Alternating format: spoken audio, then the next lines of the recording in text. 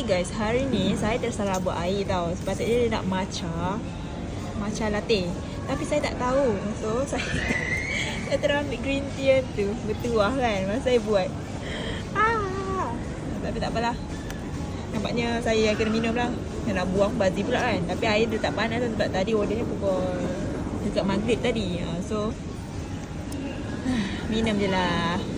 Nak buang pun boleh juga. Tapi macam sayang lah. So saya minum. Padahal saya ada je beli air.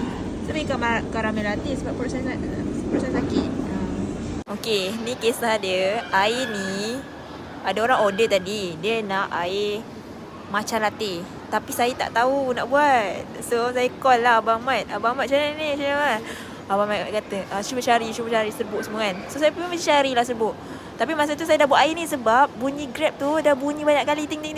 So saya macam okay, dia nak air, lepas tu nak 8 pieces lagi. So saya buat 8 pieces sebab saya dah tahu dah kan. So yang ni saya tak tahu. So saya pun ingatkan green tea yang ni lah. Lepas tu letak lah milk kan, tak susu. Lepas purpurnya matcha latte tu dah ada serbuk sendiri.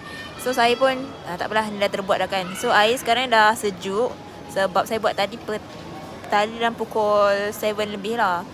So sekarang pukul 9. So air ni kalau buang bazir pula kan. So saya rasa saya tambah air panas, lepas saya minum. Dah settle. Padahal saya beli je air tadi. Karamel latte. Tak apalah. Minum je dua-dua.